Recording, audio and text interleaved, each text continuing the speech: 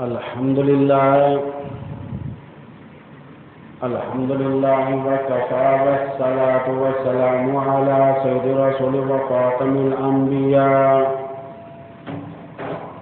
وعلى آله المرتضى وأصحابه الأسفياء. أما بعد فأعوذ بالله من الشيطان الرجيم. بسم الله الرحمن الرحيم. وإذا سألك عبادي عني فإني قريب أجيب دعوة الداعي إذا دعان فليستجيبوا لي وليؤمنوا بي لعلهم يرشدون. صدق الله العظيم وصدق رسوله النبي الكريم ونحن على ذلك لمن الشاهدين والشاكرين والحمد لله رب العالمين. درود شریف نماز والا.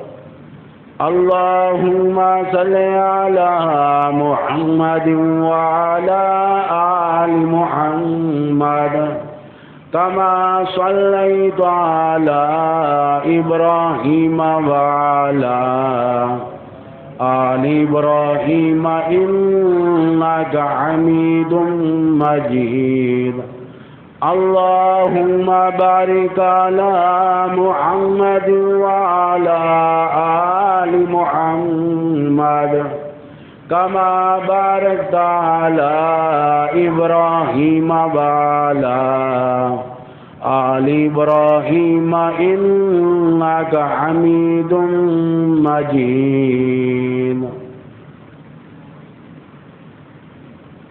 بظاہر تو باہم بڑی یاریاں ہیں، دلوں کو ٹٹولو بیزاریاں ہیں، جو اب یاریاں ہیں وہ عیاریاں ہیں، در پہ بچا کیا ستم کاریاں ہیں. حضرات گرامی، آج کا دن عید الفطر کا دن ہے. 1443 ہجری ہے. 3 مئی سن 2022 عیسوی ہے.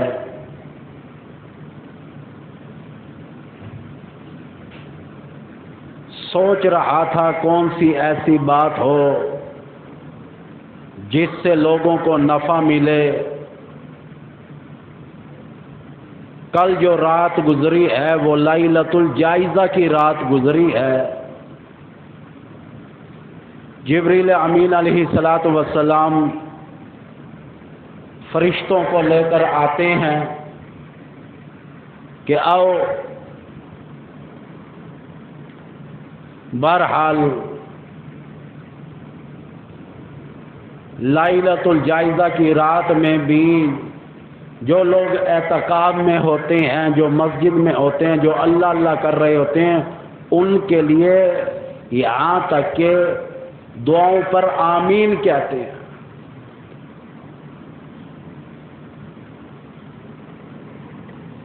پھر اس کے بعد عید الفطر کا دن آیا. فرشتوں کی ڈیوٹی لگا دیتے ہیں اللہ پاک. سڑکوں پر، گلیوں پر، گلی کی نکر پر، مسجد کے صدر دروازے پر، جگہ جگہ پر فرشتے کھڑے ہوتے ہیں. جو بھی نماز عید کے لیے آ رہا ہوتا ہے اس کے لیے یہاں تک کہ سلام بھی کرتے ہیں، مصافحہ بھی کرتے ہیں اور ان کے لیے دعائیں بھی کرتے ہیں۔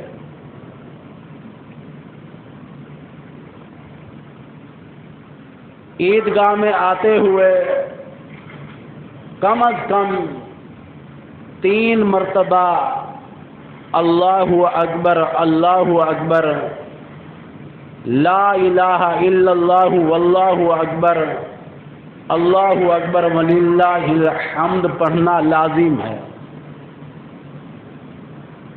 لوگ نہیں پڑھتے، بچوں کو دیکھو، بڑوں کو دیکھو، باتیں تو ہو رہی ہوتی ہیں لیکن یہ عمل کرنے والے لوگ قبروں میں چلے گئے۔ ہاں جی بھائی جان بتائیں، پہلے آپ میرے گھر آ رہے ہیں یا میں آپ کے گھر آؤں؟ بچے بھی آپس میں ایک دوسرے کو چھیڑتے ہوئے آ رہے ہیں، ایک دوسرے کے ساتھ گپے مارتے ہوئے آ رہے ہیں۔ اللہ اکبر لا الہ الا اللہ نہیں کہنا، واللہ اکبر اللہ اکبر وللہ الحمد نہیں کہنا۔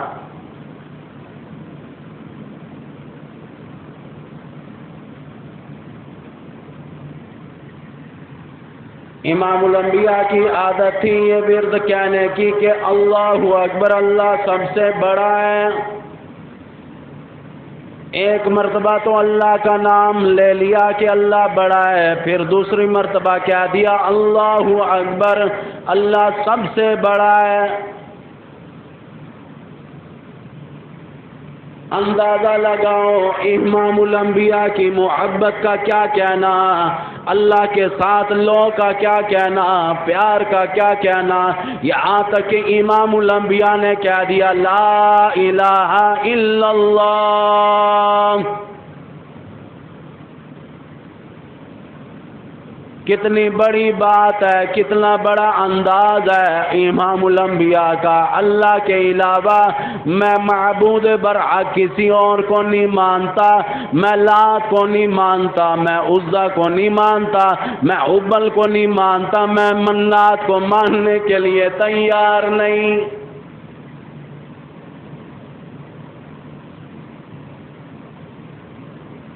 پھر بھی انداز دیکھو، اللہ کا کلام امام الانبیاء نے ایسے انداز میں بیان کیا، واللہ اکبر لے کر آئے، واہ مینا اور ہوا کرتا ہے، اور بھی کہہ دو ایک مرتبہ اللہ سب سے بڑا ہے۔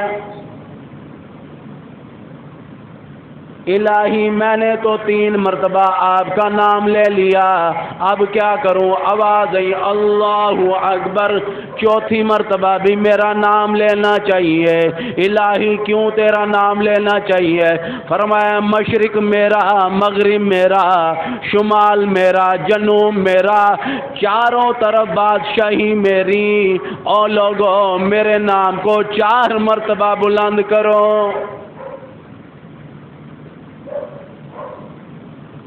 اس کلام میں بھی اللہ پاک نے اپنے نام کو 4 مرتبہ بلند کرنے کے لیے کہہ دیا۔ اسی طرح دیکھو انداز ہے اذان کا، فجر کی اذان کیوں نہ ہو، ظہر، عصر، مغربی، عشاء کی اذان کیوں نہ ہو، ہر اذان میں پہلے 4 مرتبہ اللہ اکبر اللہ اکبر اللہ اکبر اللہ اکبر، 4 مرتبہ اللہ عز و جل کا نام بلند کیا جاتا ہے۔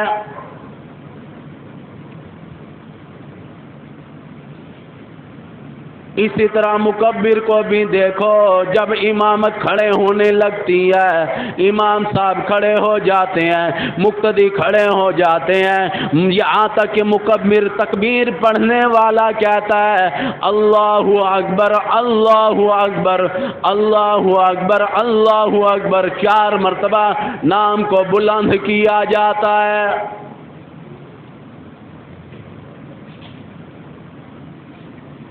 اللہ اکبر کا نام اتنا اللہ پاک کو پسند آیا، فرمایا یہاں تک کہ نماز فجر کی کیوں نہ ہو، ظہر عصر مغرب عشاء کی نماز کیوں نہ ہو، جب بھی نیت باندھو تو اللہ اکبر کہہ کے یہاں تک کہ نیت باندھی جاتی ہے، اللہ کی تعریف کی جاتی ہے، سورہ فاتحہ اور سورہ پڑھی جاتی ہے، رکوع میں جاتے ہوئے پھر بھی کہتے ہو اللہ اکبر، رکوع کے بعد یہاں تک کہ اب سجدے میں جانے لگتے ہو پھر بھی اللہ اکبر اللہ کا نام بلند کرتے ہو، پھر سجدے سے اٹھتے ہوئے اللہ اکبر کہا جاتا ہے، پھر سجدے میں آدمی جاتا ہے اللہ اکبر کہتا ہے، اور لوگوں کتنی جگہ بار بار آدمی اللہ عز و جل کے نام کو بلند کرتا ہے۔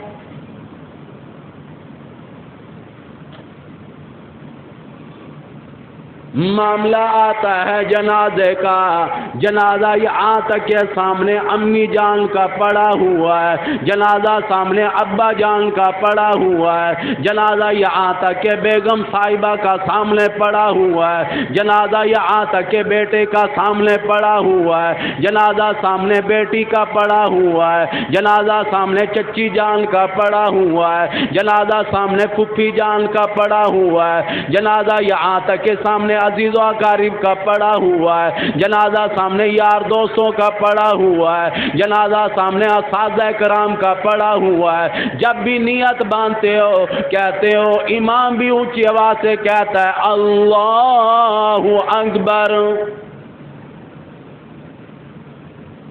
بتانا یہ چاہتا ہوں اللہ کے نام کو بلند کرنا بڑا لازم ہے، بڑے معاملات میں لازم ہے، اس لیے عید الفطر کا دن آیا، فرمایا او لوگو گھر سے آتے ہوئے میرے نام کو بلند کرو اور کہہ دو اللہ اکبر اللہ اکبر، لا الہ الا اللہ واللہ اکبر اللہ اکبر وللہ الحمد۔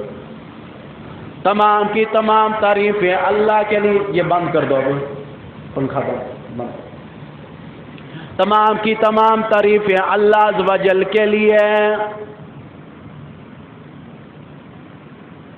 میں اسی کی حمد کرتا ہوں، میں تو اسی کی تعریف کرنا چاہتا ہوں، اسی کے سامنے ترانہ ریز رہوں گا۔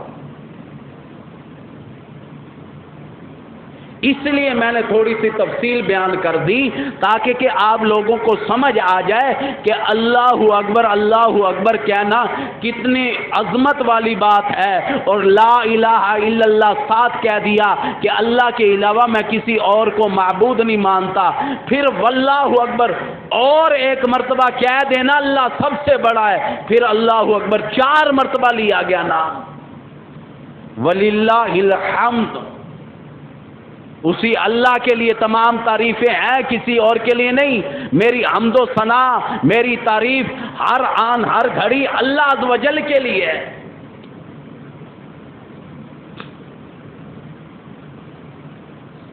حدیث شریف میں آتا ہے جب گھر سے چلتے ہوئے آتے اور راستے میں فرشتے یہاں تک کہ مصافحہ کرتے ہیں، سلام کرتے ہیں،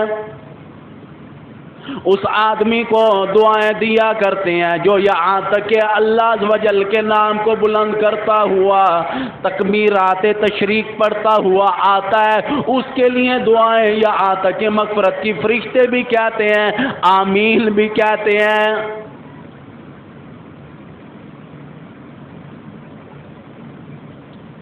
ایک چیز اور بتاؤں، یہاں تک کہ حدیث شریف میں آتا ہے کہ تمام فرشتے قرآن سنتے ہیں، ایک فرشتے کے علاوہ کوئی حافظ قرآن نہیں۔ وہ کون؟ امام الانبیاء نے فرمایا کہ حافظ قرآن جو ہے حضرت جبریل امین علیہ السلام ہے۔ اب دیکھو، انسانوں میں سے بالخصوص امام الانبیاء کی امت میں سے آپ کو حافظ لاکھوں ملیں گے، یہاں تک کہ کروڑوں بھی ہو سکتے ہیں، بہت ممکن ہے، ورنہ لاکھوں تو ہیں، لیکن فرشتے کا سردار جبریل امین کے علاوہ حافظ قرآن اللہ پاک نے کسی اور فرشتے کو نہیں بنایا۔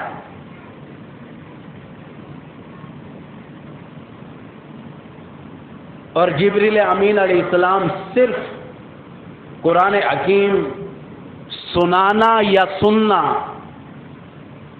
یہاں تو آپس میں حافظ مل کر بیٹھ جاتے ہیں، قرآن حکیم سناتے بھی ہیں سنتے بھی ہیں، خدا کی قسم جبریل امین علیہ السلام قرآن حکیم سنانے کے لیے آتے تھے تو سرکار کو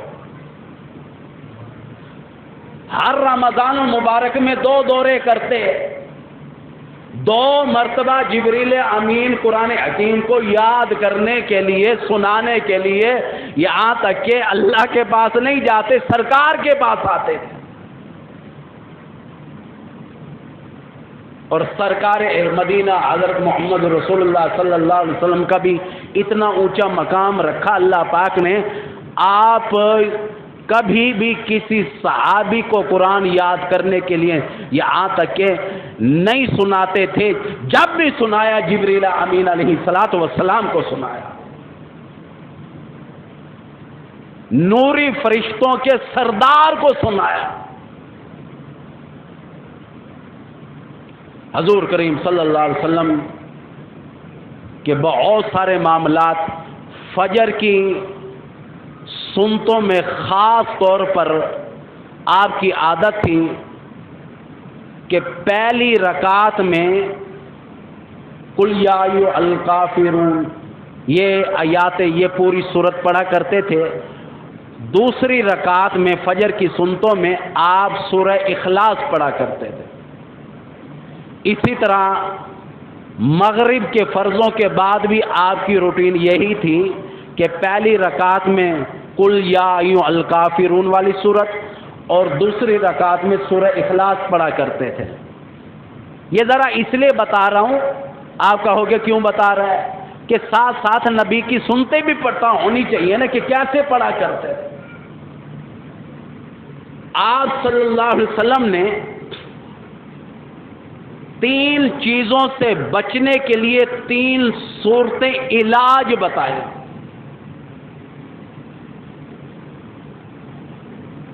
3 چیزیں، اور وہ آج کل عوام میں اہم ہیں، خیال نہیں کرتے۔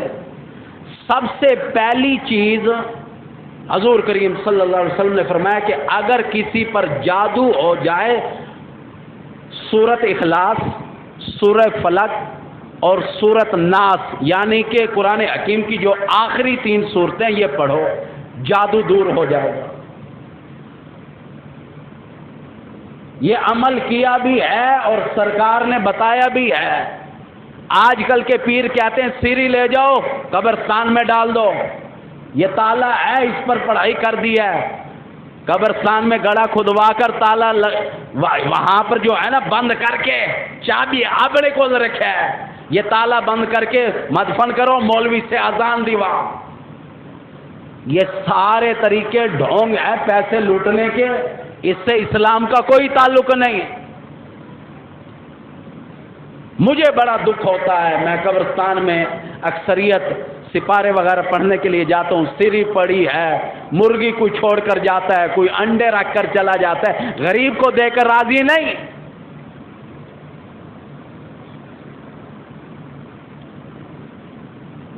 اور کئی پیر کہتے ہیں اتنی پیسے دیتی انہوں چلا کٹے سو چلا۔ یہ باتیں بھی آپ کی اصلاح کے لیے کر رہا ہوں۔ پہلی چیز جادو کا علاج سورہ اخلاص، سورہ فلق، سورۃ ناس کے علاوہ کسی چیز میں نہیں۔ اگر ہو آ کر میرا سر قلم کر دیں، جو سرکار نے فرما دیا وہ حقیقت ہے۔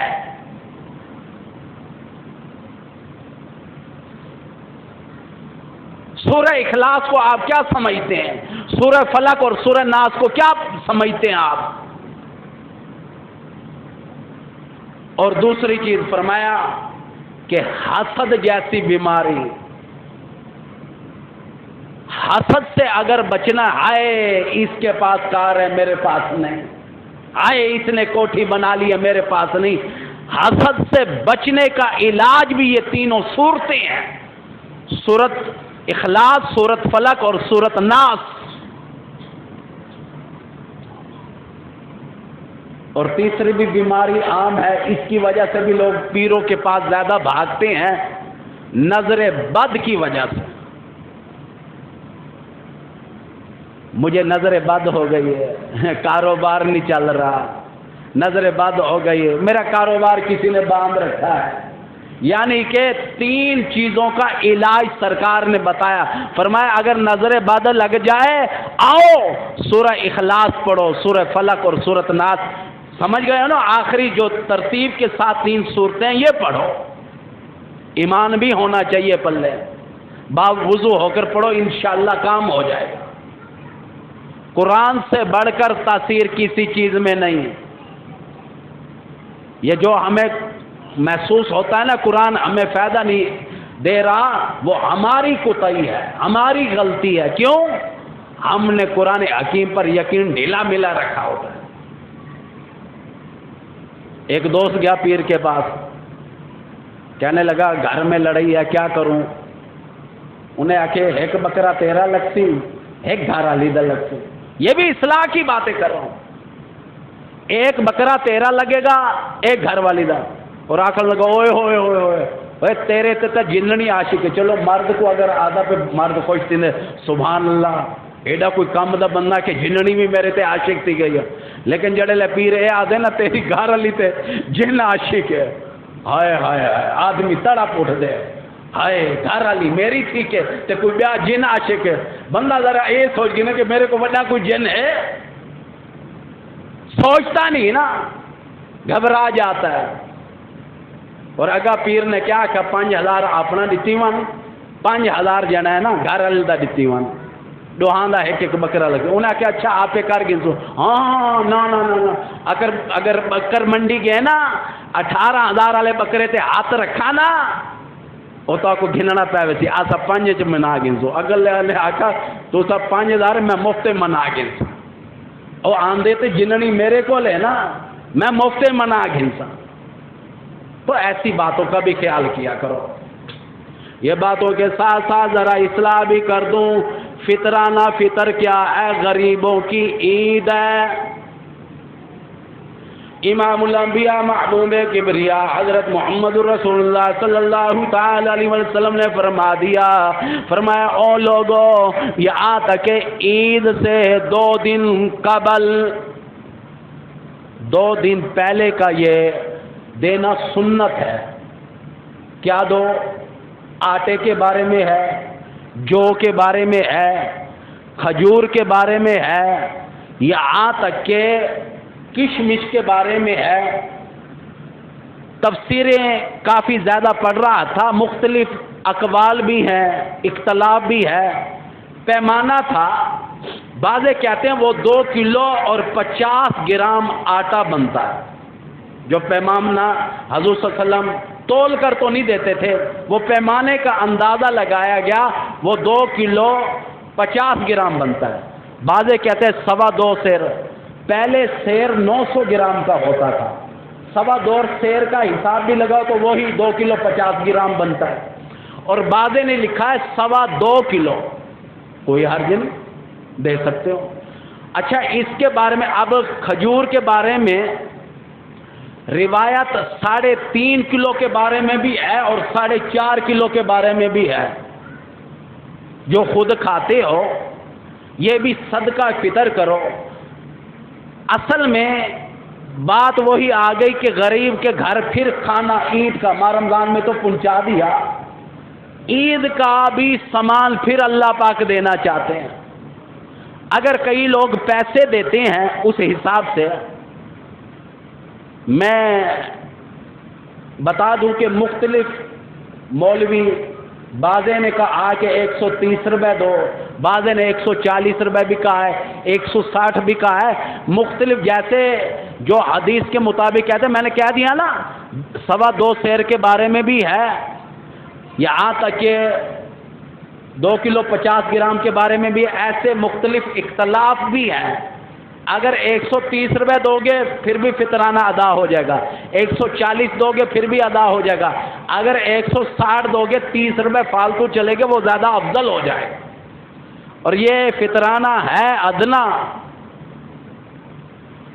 امام الانبیاء نے فرما دیا او لوگوں سب سے ادنا فطرانہ جو ہے وہ آٹا ہے، 2.25 سیر آٹا یا 2 کلو 50 گرام آٹا، اور جو خود کھاتے ہو یہ ہوں میرے کو پتا کیا نہیں، تُسا آج کل 65 روپے کلو والا کھاندے ہو یا 76 روپے کلو والا، اگلے جی 75 روپے کلو ہے سفید سپر آٹا نمبر 1 ہوں 76 روپے کلو ہے۔ اگر 65 والا کھاتے ہو پھر بھی 130 سے زیادہ بنتے ہیں، 50 گرام کی اور ٹکی لا گیا اسے نا۔ اگر 65 روپے کلو آٹا ہے، لوگ گندم کا حساب لگاتے ہیں، لیکن اس میں بھی اختلاف ہے کہ آٹے کا ریٹ جو موجودہ ریٹ ہے وہی دینا پڑے گا، اور کئی لوگ لے لیں تو بوری دا ریٹ ہونا۔ اگر گورنمنٹ نے آٹا چلائے 10 کلو والا کٹو 45 روپے کلو، اگر ہوں او لاؤ تو بل ساری چلا کی ہے۔ اللہ ساری نیتوں کو نہیں جانتا، کئی لوگ ہیں صحیح، اور میں تو آٹا گھنا ہے 45 روپے کلو، 10 کلو دا کٹو چاہیا 450 دا، تو سا 65 روپے لائی پیو، اور میں تو کھانا ہی 45 والا پیا۔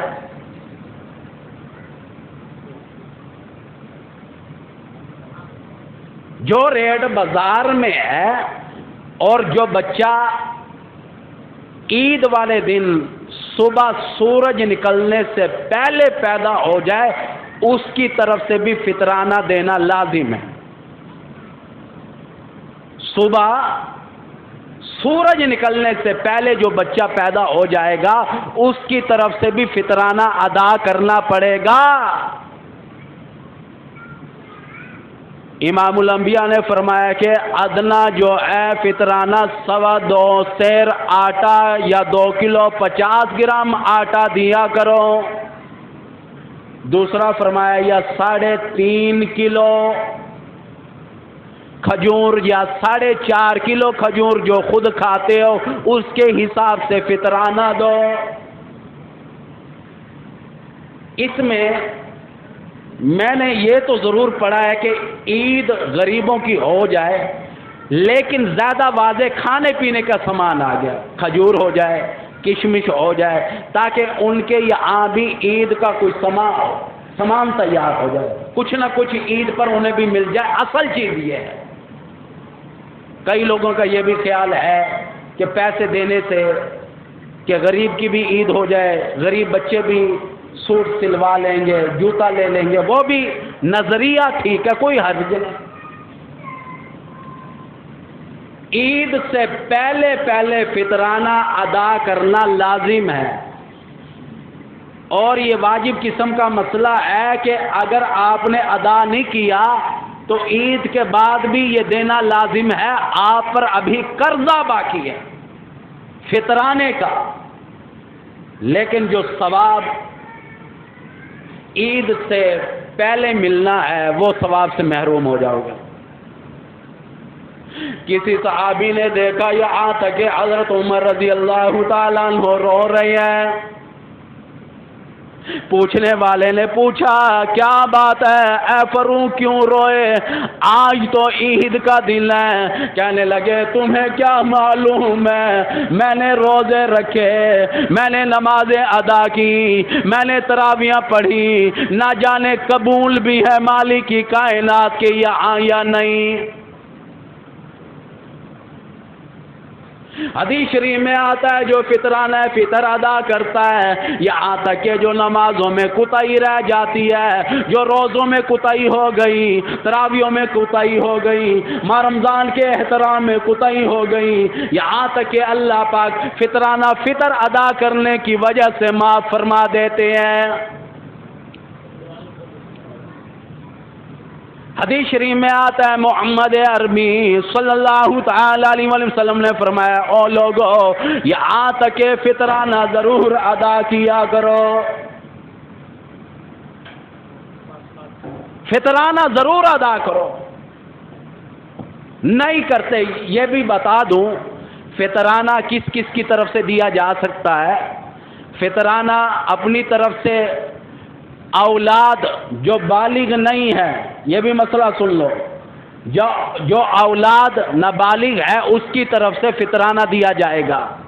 جو بالغ ہو گئی، اب بیٹی اگر ابھی کنواری ہے تو باپ کے ذمے ہے، اگر شادی ہو گئی تو پھر بھی اختلاف ہے۔ ابھی حدیثوں میں آتا ہے کہ اب میری بیوی ہے، بیوی کی طرف سے فطرانہ مجھے ادا کرنا لازم نہیں، یہ تو فرض محبت میں ادا کر دیتا ہے شوہر، لازم نہیں۔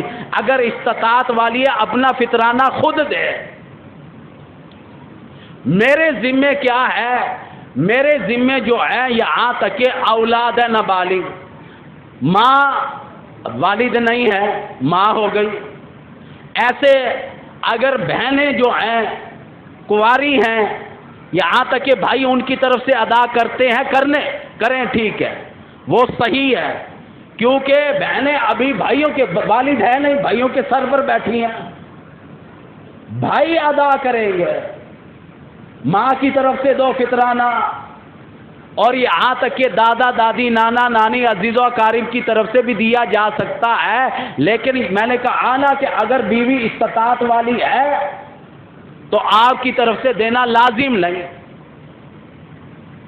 اگر استطاعت والی ہے تو یہ مسائل بھی ساتھ ساتھ یاد کیا کرو، یہاں تک کہ دینا یہ نہیں کہ کئی لوگ آخر واہ مولوی حبیب آدھا پہ کہ بیوی کی طرف سے نہیں ہے دینا لازم، کئی لوگ دینا بھی چھوڑ دیں،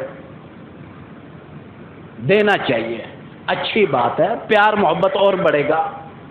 میں اپنی بات کروں، محمد علی میرا بیٹا تقریباً 13 سال یا 14 سال ہونے والے اس سے فوت ہوئے، تو اس کی طرف سے بھی ہر سال میں ادا کرتا ہوں۔ گھر والی نے کہا، میں نے کہا جو فوت ہو جائے اس کی طرف سے لازم ہے، اگر دے دیا جائے کیا عرض، میں نے کہا ثواب ہے، اچھا کام ہے۔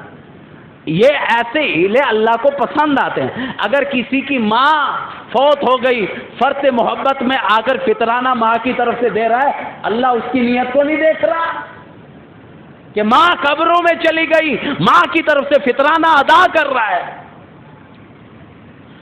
آخری مسائل، ٹائم بڑا تھوڑا ہے، بھول نہ جاؤں، توجہ کرنا، قرآن حکیم میں جو پورا رکوع آ گیا، یا ایھا الذین آمنوا کتب علیکم الصیام کما کتب علی الذین من قبلکم لعلکم تتقون۔ اے ایمان والو، تم پر روزے فرض ہے، تم سے پہلے جو لوگ آئے ان پر بھی روزے فرض تھے، اور تمہیں کیا ملے گا؟ تقویٰ ملے گا۔ اب ذرا قرآن کا اعلان یہ بڑا واضح ہے، اسے بھی سنتے جاؤ۔ فرمایا ایام معدودات، روزوں کی تعداد کو ضرور پورا کرنا، گنتی کو پورا کرنا۔ یہ بھی ذمہ داری ہے خطیب کی، اسی لیے بیان کر رہا ہوں۔ روزوں کی گنتی آپ نے 25 رکھے، اس مرتبہ آپ کو پتہ ہے 30 روزے الحمدللہ ثم الحمدللہ پورے ہوئے۔ ہم نے پہلا روزہ کب رکھا تھا؟ اتوار کو رکھا تھا نا، سوموار تک آخری روزہ تھا، ہم نے الحمدللہ ثم الحمدللہ 30 روزے پورے کیے۔ اگر کسی کے یہاں تک کہ 25 رکھے اور یہاں تک کہ 5 رہ گئے، رات کی بات ہے، تقریباً 1 سوا 1 بجے میں جنازہ پڑھانے کے لیے جنازے گاہ گیا۔ اس کی وجہ یہ تھی کہ صبح عید تھی، انہوں نے کہا کہ صبح ساری برادری کو کیا تنگ کیا جائے، رات کو ہی مدفن کر دے تاکہ صبح ساری برادری اپنی عید منائے، کیونکہ عید منانا، میں نے رات کو بھی مسئلہ یہی بیان کیا ہے۔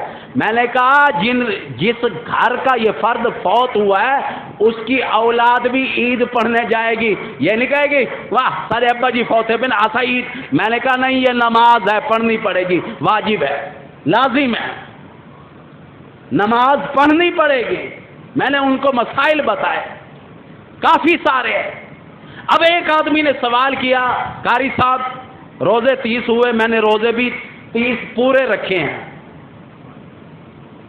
تو ایک میرا روزہ رہ گیا، کیا وہ ادا کرنا ہے یا نہیں؟ میں کہ یار کی ہو جائے ہوں بے کوئی پریشان کرے نہ پہ، ایک رات ہی 1 بجے پہ نیندر آئی کھڑی ہے، حالی تو سا اٹھا مارے ہوئے جنازے واسطے، لیکن ہوں تیرا روزہ ایک کتوں رہ گیا، تو آدھے 3 پورے رکھیں، آدھے یار 1 روزہ رہ گیا، میں کہ دس، آدھے میں ہوں والے جڑے لے ہمی نا مکے چھانی اللہ دے گھر ہمی اتھا تو کو بتا ہے روزہ 1 جی پہلے تھی گیا، اتھو دے حساب نال جڑا ہے نا روزے میں کہنا دا ترہی رکھیں، یعنی کہ 1 روزہ میرا چھوٹی بھی گئے، لیکن میرے روزے پاکستان تے وہ حساب نل تھی ترہی گئے، ورنہ تے 31 تھی میں نا آدھے ایک روزہ چھوڑا بھی ہے لیکن روزے بھی ترہی رکھے نا۔ لیکن اب مسئلہ یہی ہے کہ اس نے اس ٹائم وہاں کے شیڈول کے مطابق جو روزہ رکھا تھا وہاں کا روزہ اب شمار نہیں ہوگا، یا یہاں کے شیڈول کے مطابق شمار ہوگا۔ جو روزہ ایک چھوڑا ہے 30 پورے کرنا لازم ہے، چاہے جا کر مدرسوں سے پوچھ لینا یہاں کے حساب سے۔ اگر وہ کہے کہ سعودیہ دیکھو نا، سعودیہ عید ایک دن پہلے ہوئی یہاں بعد میں ہوئی، لیکن نہیں، روزوں کی تعداد کو اب بھی وہ پورا کرے گا۔ یہاں تک کہ قرآن حکیم نے کہہ دیا ایام معدودات، گنتی کو ضرور پورا کرنا۔ یاد رکھنا عورت پر نماز تو مخصوص دنوں میں معاف ہے، یہاں تک کہ روزہ معاف نہیں۔ عورت ذات پر، نوجوان لڑکی ہے، شادی شدہ ہے، بال بچے دار ہے، یہاں تک کہ بچہ کیس میں مبتلا ہے، یہاں تک کہ روزہ اس پر فرض ہے، قرض ہے، بعد میں ادا کرے گی۔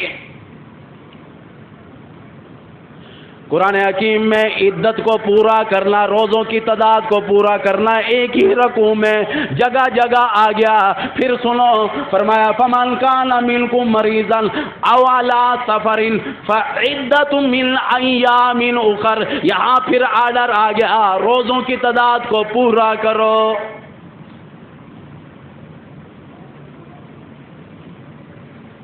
یہاں پر بھی آرڈر آ گیا۔ پھر اس کے بعد اللہ پاک نے فرمایا وَأَن تَصُومُوا خَيْرٌ لَكُمْ إِن كُنتُمْ تَعْلَمُونَ، تمہارے حق میں افضل کام، بہترین کام روزہ رکھنا ہے۔ پھر اس کے بعد اللہ پاک نے پھر کہا کہ اگر علاقے میں مقیم ہو، گھر میں ہو تو روزہ رکھنا پڑے گا۔ پھر آرڈر آیا کہ روزہ رکھنا پڑے گا۔ اب پھر دیکھو، پھر بات آ رہی ہے، یہ ذمہ داری سے کہہ رہا ہوں، جا کر قرآن پڑھ لینا، ایسی باتیں مولوی نہیں بتاتے۔ پھر بات آ گئی وَمَنْ كَانَ مِنْكُمْ مَرِيضًا أَوْ عَلَىٰ سَفَرٍ فَعِدَّةٌ مِّنْ أَيَّامٍ أُخَرَ، پھر بیمار، سفر، پھر آرڈر دیا روزوں کی تعداد کو پورا کرنا۔ یرید اللہ بکم اليسر ولا یرید بکم العسر، روزے دار کے لیے آسانی ہے، سختی نہیں۔ پھر دیکھو ابھی رکوع ایک ہی چل رہا ہے، جگہ جگہ روزوں کی گنتی کو پورا کرنے کا آرڈر دیا گیا جو ہم پوری کرتے نہیں۔ پھر فرمایا وَلِتُكْمِلُوا الْعِدَّةَ وَلِتُكَبِّرُوا اللَّهَ، پھر عدت کے بارے میں آیا، گنتی کے بارے میں آیا، روزوں کی تعداد کو پورا کرنا، پورا کرنا، پورا کرنا، ایک ہی رکوع میں جگہ جگہ آیا۔ اب عید کے بعد اس مسئلے کا خاص خیال کرنا ہے، گھر میں بھی جا کر بتاؤ، اپنی بیوی کو بتاؤ، تاکہ آگے وہ عورتوں کو بتائے کہ دیکھو بھائی مخصوص دنوں میں جو روزے چھوٹ گئے اس کو قضا ادا کرنا، روزوں کی گنتی کو پورا کرنا لازم ہے، اور آپ احباب کے بھی جتنے روزے چھوٹ گئے وہ بھی بعد میں ادا کرنا لازم ہے۔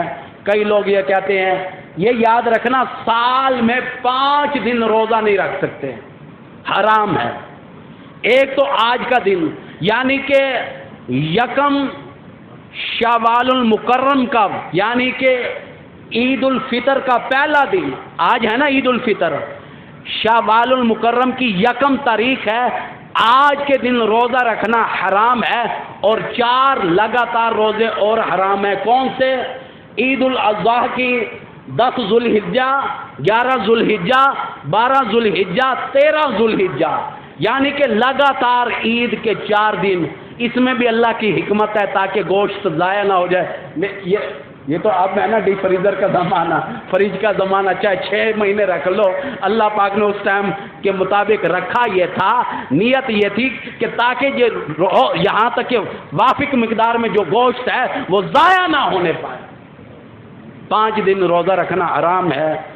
اللہ پاک جن لوگوں نے روزے رکھے، تراویاں پڑھی، احترام کیا، قبول و منظور فرمائے، 2 رکعت نماز عید الفطر زید 6 تکبیروں کے ساتھ پڑھتا ہوں اللہ عز و جل کے لیے، اللہ اکبر ہاتھ باندھوں گا، سبحانک اللہم و بحمدک، یہ پڑھنے کے بعد پھر اللہ اکبر 1، اللہ اکبر 2، اللہ اکبر 3 ہاتھ باندھوں گا، سورہ فاتحہ اور کوئی سورت پڑھوں گا، رکوع کروں گا، سجدہ کروں گا، پھر اس کے بعد دوسری رکعت کے لیے کھڑا ہو جاؤں گا، اب سورہ فاتحہ پڑھوں گا اور سورت پڑھوں گا، پھر ہاتھ میرے باندھے ہوئے ہیں نا، اللہ اکبر 1، اللہ اکبر 2، اللہ اکبر 3، پھر اللہ اکبر کہتے ہوئے رکوع میں۔ یہ طریقہ کار ہے عام روٹین میں جو نماز پڑھی جاتی ہے اس کے مقابلے 6 مرتبہ اللہ اکبر یعنی کہ اللہ کے نام کو بلند کرنا لازم ہے، اس کے بغیر عید الفطر ہو جاتی ہے لیکن افضل کام نہیں، لیکن یہ پڑھنا یہ انداز بہتر ہے۔ جن احباب نے نماز عید پڑھنی ہو، بچے باہر چلے جائیں یا بائیں جانب آ جائیں، اور بچے شرارت بھی نہ کرنا، کیونکہ اللہ کا قرآن پڑھا جاتا ہے، شرارت کرنا جائز نہیں۔ یہاں اللہ کے گھر آئے ہو، اللہ پاک کے گھر کا تقدس سب کے لیے لازم ہے۔ جو بچہ 7 سال سے کم ہے اگر اس سے کوئی غلطی ہو جاتی ہے، شرارت تھوڑی سی کر لیتا ہے، اس پر گناہ نہیں۔ 7 والا شعور والا ہے، 7 سال کا، اگر وہ کھڑو کے دیکھوں کون ہی مرندے چھڑیندے گناہگار ہوگا، تو لہذا اس چیز کا خیال کریں۔ وما علینا الا البلاغ المبین۔